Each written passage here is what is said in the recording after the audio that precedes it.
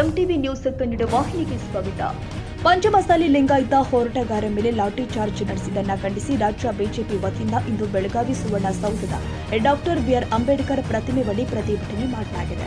BJP ರಾಜ್ಯಾಧ್ಯಕ್ಷ ಮತ್ತು ಶಾಸಕ ಬಿವೈ ವಿಜೇಂದ್ರ, ವಿರೋಧ ಪಕ್ಷದ ನಾಯಕ ಆರ್ ಅಶೋಕ್, ವಿಧಾನ ಪರಿಷತ್ ವಿಪಕ್ಷ ನಾಯಕ ಶ್ರೀವಾದಿ ನಾರಾಯಣಸ್ವಾಮಿ ಅವರ ನೇತೃತ್ವದಲ್ಲಿ ಆರಂಭವಾದ ಪ್ರತಿಭಟನೆ ಸಂದರ್ಭದಲ್ಲಿ ರಾಜ್ಯದ ಮಾಜಿ ಸಚಿವರು, ಶಾಸಕರು ಮತ್ತು ವಿಧಾನ ಪರಿಷತ್ ಸದಸ್ಯರು ಉಪಸ್ಥಿತರಿದ್ದರು. ಮೀಸಲಾತಿ ನೀಡಿದ ಕಾಂಗ್ರೆಸ್ ಸರ್ಕಾರಕ್ಕೆ ಧಿಕ್ಕಾರ. ಪ್ರಾಣ ಕೊಟ್ಟೆವು, ಮೀಸಲಾತಿ ಬಿಡೆವು. ಹೋರಾಟಗಾರರ ಮೇಲೆ ಹಲ್ಲೆ ನಡೆಸಿದ ಕಾಂಗ್ರೆಸ್ ಸರ್ಕಾರಕ್ಕೆ ಧಿಕ್ಕಾರ. ಇವೇ ಮೊದಲಾದ ಬಿತ್ತಿ ಪತ್ರವನ್ನು ಹಿಡಿದಿದ್ದ ಶಾಸಕರು, ವಿಧಾನ ಪರಿಷತ್ ಸದಸ್ಯರು ಸರ್ಕಾರದ ಧೋರಣೆ ಖಂಡಿಸಿ ವಿವಿಧ ಘೋಷಣೆಗಳನ್ನು ಕೂಗಿದರು. ಸರ್ವಾಧಿಕಾರಿ ಸಿದ್ದರಾಮಯ್ಯ ಅವರಿಗೆ ಸರ್ವಾಧಿಕಾರಿ ದರ್ಪ ದೌರ್ಜನ್ಯ ಮಾಡ್ತಾ ಇರುವ ಸಿದ್ದರಾಮಯ್ಯ ಸರ್ಕಾರಕ್ಕೆ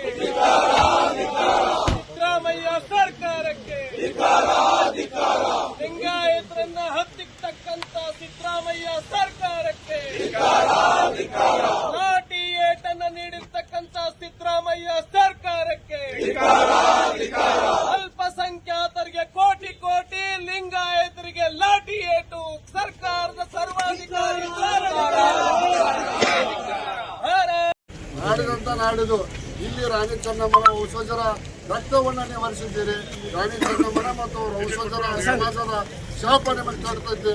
ಆದಷ್ಟು ಬೇಗನೆ ಶಾಪ ಬಡ ಪ್ರಾಣಿಗಳ ರಕ್ತ ನೆವದಲ್ಲ, ಅದು ನಿಮ್ಮ ಕುರ್ಚಿಯನ್ನು ಕೊಡಕ್ಕೆ ಬಂದ ನಿಮ್ಮ ಕುರ್ಚಿಯನ್ನು ಅಲ್ಲಾಡಿಸಿ ಕುರ್ಚಿಯಿಂದ ಕೆಡತೈತಿ ಅನ್ನುವಂಥ ಎಚ್ಚರಿಕೆಯನ್ನು ನಾನು ಕೊಡ್ತೇನೆ. ಸ್ವಾಮಿಗಳನ್ನು ಬಂಧನ ಮಾಡಿದ್ದೀರಿ. ಸ್ವಾಮಿಗಳನ್ನು ಬಂಧನ ಮಾಡಿದ್ದಲ್ಲೇ ಇತಿಹಾಸದಲ್ಲಿ ನಾವು ಎಲ್ಲಿ ನೋಡಿಲ್ಲ. ಕೂಡಲೇ ಸ್ವಾಮಿಗಳಲ್ಲಿ ಕ್ಷಮಾಪಣೆ ಕೇಳಬೇಕು. ನಮಗೆ 2A ಅಥವಾ 2D ಮೀಸಲಾತಿಯನ್ನು ಕೊಡಬೇಕು. ಕರ್ಕೊಂಡೋಗಿದ್ದಾರೆ. ಮಾನ್ಯ ಮುಖ್ಯಮಂತ್ರಿಗಳೇ, ಕಿಡ್ನಾಪ್ ಮಾಡಿ ಎಲ್ಲಿಟ್ಟಿದ್ದೀರಿ ಹೇಳಿ ಅವರನ್ನ. ಇವತ್ತು ನಮ್ಮ ಮುಂದೆ ತಂದು ಬಿಡಬೇಕು ನೀವು ಅವರನ್ನ. ಎಲ್ಲೋದ್ರು ಗಾಯಾಳುಗಳು. ಪರಿಸ್ಥಿತಿ ಈ ರೀತಿಯೇ ಹೋದ್ರೆ ಇದು ಸರಿಯಾದ ರೀತಿ ಅಲ್ಲ. ಮುಖಂಡರುಗಳು ನಾವೆಲ್ಲರೂ ಸೇರಿ ನಿಮಗೆ ಪಾಠ ಕಲಿಸಬೇಕಾಗ್ತದೆ. ಈ ರೀತಿ ಧರ್ಮಗಳ ಮಧ್ಯದಲ್ಲಿ ವಿಷ ಬೀಜ ಬಿತ್ತಕ್ಕಂಥದ್ದು, ಜಾತಿಗಳ ಮಧ್ಯೆ ವಿಷ ಬೀಜ ಬಿತ್ತಕ್ಕಂಥದ್ದು ನಿಮ್ಮ ದಿನನಿತ್ಯದ ಕರ್ಮಕಾಂಡಗಳನ್ನ ನಾವು ಹೊರಗಡೆ ಒಂದೊಂದಾಗಿ ತರಬೇಕಾಗ್ತದೆ.